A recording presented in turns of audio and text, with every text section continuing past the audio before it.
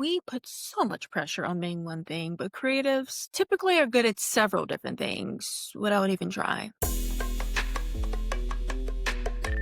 Welcome to Creative Struggles. I'm Nahjalae, and today we are talking about embracing all of the talents you did not give yourself credit for and realizing that they don't take away from your acting or whatever else it is that you're passionate about. Some write, sing, dance, musically inclined, and some of those random skills only because rent was due. Whatever it may be, I guarantee you it made you stronger. Before we do that, the grind report. Yeah, I don't really have much.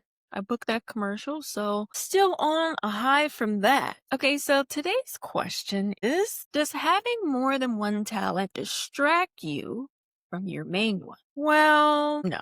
Personally, and this, of course, is just my personal opinion, I feel like all of the talents that you possess can go towards what your main talent is. So, for example, acting. Yeah, you can be an actor, but you can also be a singer, dancer, writer. Like you can literally be anything because with acting, you want to have those different talents. Honestly, unheard of for an actor to not have any extra talents. And talents don't have to just be dancing, singing. A talent can be, ASL. You know how to do backflips. You like talent could literally be anything. They don't have to be, the basic ones. Although singing and dancing, I think are key talents that an actor should probably possess one or two.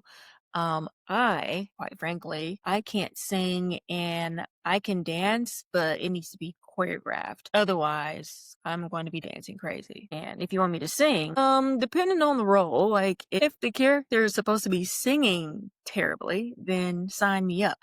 But if they're supposed to be singing like Whitney Houston and I sound like a cat being put into water for a bath, I think there's a disconnect there. So probably won't be going out for that role. Nowadays, I think that you need to have more than one talent because uh, acting can get you far, but your other talents along with your acting can take you a little bit further. Um, because they don't have to hire all these extra people to do the one job they kind of want you to do. So, for example, if I was hired to be this world renowned pianist, and I don't know a lick of piano, now they have to hire somebody that knows how to play the piano, and I just do the acting. And I mean, a lot of times, if the actor is who they want, but the actor doesn't know how to do the actual talent that needs to be done for the film, then they're going to make a way to find somebody to fill in that spot and they pick you. But I think it's also good to know other talent so that you have that in your back pocket. Like, oh yeah, I can actually do this talent and I can deliver the lines. So a good 2-for-1 special right there. Also, I just think that just brushing up on whatever talents that you do have, just so you can stay ready and you don't really have to get ready if you catch my drift. You know the saying. Today's world in this new era, it is completely different from back in the day, from our parents or our grandparents, where I think my generation, we are go-getters and we're not going to stay in the same position for too long. We like to move around a lot and we're going to do what we set out to do. And 9 times out of 10, no one's going to be stopping us. There is that voice in the back of your head where it's like, oh, I don't know, like this may not work, but you do it anyway because if this is my life, I'm going to do it. And I feel like our parents and grandparents, they didn't have that luxury, so to speak. They grew up in a time where the unknown is very scary. I mean, the unknown is still scary to, I think, anybody, but I feel like there wasn't a lot of risks being taken back then opposed to this new generation now where people are taking risks every day. And it's more so of a, well, if it doesn't work out, then I have all these other talents that I could fall back on. To me, it seems like it was kind of frowned upon to go after your dreams back then. They were not encouraged or supported enough in order for them to pursue whatever it is they wanted to truly do in life. And I feel like a lot of the older generation, I feel, have a lot of regret. I mean, you talk to the older generation now, and it's like, oh, I wish I would have done this. I wish I could still do XYZ. I shouldn't have let this person stand in my way because I was so close, but I wasn't supported in a way that I felt like I should have been. So I didn't take that leap of faith. It's very unfortunate because I feel like some of the older generation are still stuck in that mindset of, oh, well, it's too late. It's never too late to follow your dreams. It's just not. It may take a little bit more work and you may have to learn new ways or a new style of doing the talent, but once you get it, you got it. I hate when they say that because it's like, no, like you can still do it. You have time. But don't wait forever because time is never on anyone's side. Some of them are still stuck in that, well, that's not a sure thing, but this job I've been at for 25 plus years, that's a sure thing. My generation cannot stay with a job for too long. We want to create our own lane. We want to do our own thing. We don't want a supervisor telling us where to go, how to be, what to do, when to go to the bathroom. Like, not saying that, our parents, grandparents wanted that, but a job equals security. A dream doesn't equal security. A dream can get you put out on the street. A dream can lead to being homeless, So I feel like looking at it from that lens, I get it. I've said this in past episodes, but I've always been a creative. I love art. And when I mean art, I actually mean art, like drawing, using my hands to create stuff. Like in school, art was my favorite subject. I loved art class. I adored my art teachers, Mr. and Mrs. Schwarten. I don't know where they are today. I hope they're still teaching art. Really great teachers. I remember this was my junior year in high school, 2012. And I remember we got an assignment to draw for the Don't Drink, Don't Do Drugs campaign. And if our drawing was good enough, our teachers would enter us into this contest along with other high schools. And if you won, your drawing would be on shirts and on a billboard. And I wasn't really thinking about it like that. Honestly, that was like so far-fetched. I just wanted to draw it. I was just thinking like, I just want to get a good grade. I just want to impress my teacher. And if I get picked, then I get picked. That's just how much I enjoy drawing. It was just something I love to do anyway. So I remember I was like, what if I do a guy and, he has this good side and a bad side. The good side, basketball player, going down the right path, good grades, all the good things, right? And then on the other hand, he, started with basketball, but got the wrong crowd, into drugs, alcohol, smoking, things that shouldn't be going on, right? So I put these two together. And actually, I still have the shirt to this day. This is the shirt. And this is what I drew. And I said, choose wisely. So it was so funny because I remember drawing it, giving it to the art teacher. I remember going back to class and my teacher was like, Nahjalae, your drawing won. I was like, oh, cool. Okay, so what now? And I remember I went to the ceremony. They gave me the shirt. It was just so cool. Thinking back now, I didn't realize how big that moment was. It didn't hit me like I feel like it should have. I originally wanted to be a true artist. I wanted to go to school for the arts. I wanted my degree to be an art degree. And I remember someone told me, and it stuck with me to the point where it altered what I wanted to be in life for, for a time period. So again, this is junior year, right? And heavily into art, would love to go to school for, art and then, be this huge artist. And someone was like, they don't make any money. You're going to be a struggling artist, a starving artist. How are you going to make ends meet? I think you should pick something else for your career. That kind of shut my dreams down because that's what I truly wanted to do. And I was thinking like, well, I don't want to be a struggling artist. Well, I guess I should pick something else. In a sense, I felt like I was obligated to pick a different career path. So I ended up choosing wanting to be a homicide detective.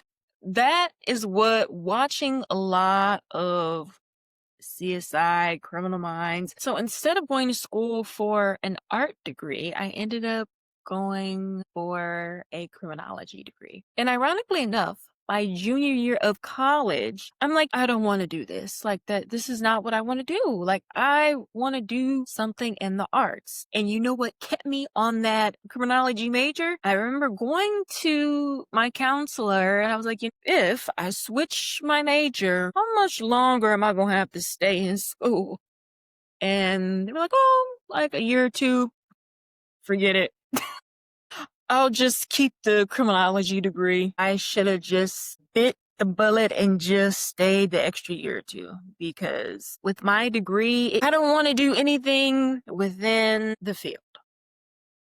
Now, playing a cop, homicide detective, any detective, as an actor, love to do it. But in real life, no sorry, Bob. You can go ahead and cancel that one out. I wish I didn't listen to the naysayer and I wish I would have just followed my dream. Because, you sit back and think like, where would my life have been if I would have took that route? And I feel like a lot of times we sit and think, if I didn't go down this path or if I didn't do this, where would I be now? What would I be doing? And I always think about that like, where would I be? Who would I be if I actually pursued being an artist back then? It's always something I think about. I pretty much stopped drawing. I never stopped being creative though. But I stopped drawing. I lost the passion because I no longer believed that I could do it. But funny enough, I feel like your true passion always comes back around. Because if you're not currently doing something that you love to do, your passion for whatever it is that you're passionate about, it just comes back around some way, somehow. Over 10 years later, I'm back in the creative space. Funny how life works, right? I feel like I had to go through all these hoops and loops and trials and tribulations just to end up back where I wanted to be originally. If you would have told me that I was going to write a screenplay, create comedy skits, do voiceovers for cartoons, create a podcast, heck, be an actor, I would probably look at you and cackle. It blows my mind still because it's like, wow, I'm here in LA. And I'm actually following my true passion. I really did that. I'm really doing this. Let's get into story time. In a previous episode, one of the questions from the struggle mail was, why do I no longer do modeling? I actually got into modeling when I was at Tennessee State University my freshman year, when I remember I was walking through the lunchroom and somebody was like, do you do modeling? And I was like, no. And they're like, oh, I have this brand. I think that you have a great look. Would you want to model the clothes? So I'm like, okay, like cool. But that was a time period where I was transferring back to Wisconsin to a college back home. So I didn't actually get the opportunity to be a part of that. But it had me thinking like, maybe I should get into modeling. So that's kind of where it started. It was 2013, 2014. Fast forwarding, so at this point, I have done a couple of shows, walking for designers. But October 2018, back in Milwaukee, this production company called Preview Models was looking for models to be a part of this huge production for spring 2019 that they were hosting in Hollywood here in California. And they were doing auditions for models. So I remember I went to the audition and two contestants from America's Next Top Model were there, a guy and a girl. I'm not gonna say their name, but the guy, really pretty eyes. The girl, beautiful face. That's pretty much all of them. But I'm gonna let you do your own research on that. So you had to do a walk, pose. By the end of the audition, they said that they were going to be picking models out that they felt would be a great asset to the show. So that night, I got a call. We would like you to come back. You were selected. This may be my shot. I go back. They really liked your look.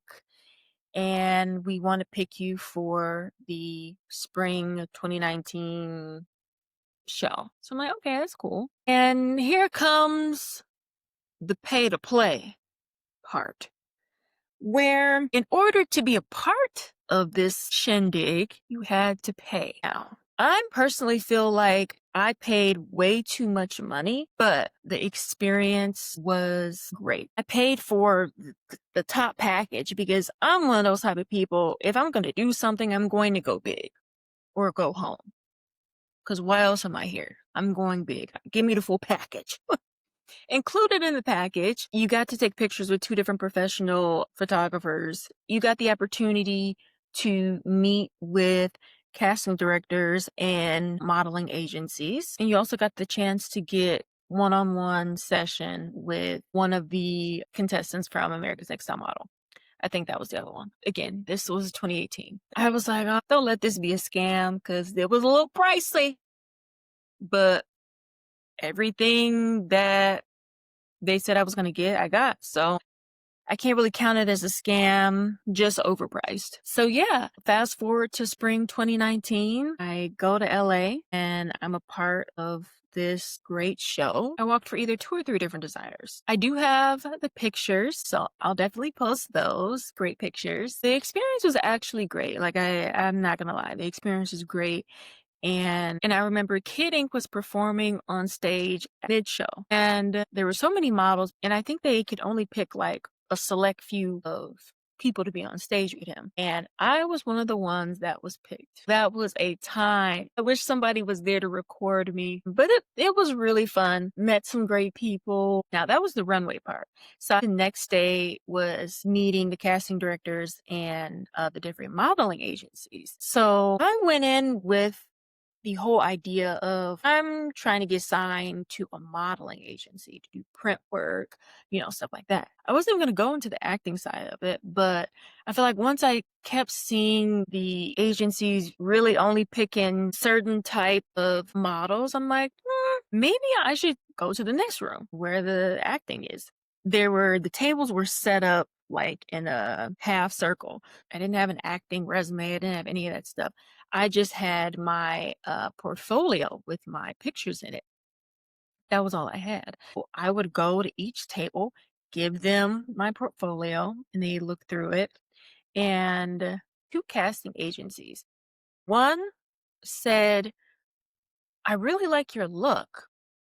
You should get into acting because I think you would be great for commercials. Then the other casting agency actually liked me and wanted to sign me. Keep that in mind, right? This is spring 2019, mind you. I moved here summer 2019. So when I found out that this casting agency wanted to sign me, I'm like, oh, this is my chance. And remember, in one of my past episodes, I said that I originally was going to move to Arizona and I ended up not moving. And something was telling me maybe this means I need to be moving to LA. So I was already in the midst of moving to LA. I was still setting things up. And I feel like when that agency said that they wanted me, that was like my green light. I was excited about that. They were like, follow back up with us, month or whatever.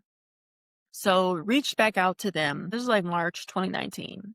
when they said that they wanted to sign me. April, I reached out and I didn't get a response. I'm like, oh, well, okay, maybe they're busy. And I feel like maybe early May, they responded and was like, unfortunately, we are going in a different direction. Okay. And it's funny because it was just kind of like, this is happening all over again. Not the same scenario, but it seems like, right before I'm trying to move, something comes up where it's like, well, why would I move to a place and there's nothing set in stone? But I'm like, I was so hurt by that because I felt like, dang, like, do I not look good anymore? Like, why do they not want to pick me anymore? I realized like it probably had nothing to do with me. I was what they needed at that time, and then they found something else that they needed, or someone else rather that they needed. So, it is what it is. But I was definitely hurt, devastated because I was excited about this and they no longer wanted me. So I'm like, okay, well, I don't know what to do. Like, should I still move here? I remember my mom was like, you just gotta go. You just gotta go. You never know. Just go there, go in person. So June 2019, ended up moving here anyway. And I was going to all of the different modeling casting calls. I was going every day, whichever ones I could find. I was going, standing in line, waiting with my portfolio in hand, with all the other models that are trying to get the same opportunities me. So I'm going to all these different open calls. No, no, no, no, no, no. Kept getting turned down. And that's the name of the game. The agency that said they were, going in a different direction, I went to them and I went in person. So I'm like, well, my mom said I should go in person. Okay, so let me build up the courage and just go in person. Went in person. Yeah, we'll reach out to you if we, see the need. They never did. So obviously there was no need. Personally, the last straw for me was when I went to this one casting agency and the girl flipped through my portfolio and she said, your look is it's too commercial. And in my head, I'm thinking like, this is great. Like, I look like I could be in commercials. Like, this is good. And no, that's not what that meant. That meant I look like every other light-skinned Black girl with curly hair. That's what that meant. So in other words, there was nothing original about me. So I'm like, I'm tired of it. I don't like, I should just focus on acting like that casting agency said. Let me do that. And ever since then, never really looked back at modeling. I just head first with acting. Now, am I opposed to doing modeling? No. I would love to do modeling again, but I feel like I kind of know where I stand with it. So I would like to do print work. I would love to see my face on billboards, in stores, grocery store, the mall, Foot Locker, Nike, Adidas, Sephora, Ulta. When I look at all of those different women, or I'm looking at pictures at the mall, at the store, I can see myself in the picture. I'm not there yet, but I can just feel it. So yeah, speaking that up because it's going to happen. So that's the short story that I made long. That's why I don't do modeling anymore. I don't have anything against it. Honestly, I was actually recently thinking I would actually like to get back into it, like do a little show here and there. Also, at the end of this episode, I will add in the different runway clips that I have that I've ever done, couple short ones so you guys can see. So be sure to continue to watch the full thing because at the end I'll add in the clips. But moving on to a win is a win. I would say a win here is realizing that being creative supports your acting. Or, for other people that may be watching this that are not actors, the different talents that you possess can actually help you with what you're trying to pursue. Multiple talents equals more opportunities. I was into a lot of things when I was a kid. I did every sport. I played the piano to the point where I had piano recitals. I did ballet, swim, well-rounded in the talent area, right? Now, did all of those stick? No. I know how to swim. I haven't played the piano in a long time, and I play by reading. That's how I learned to read the notes.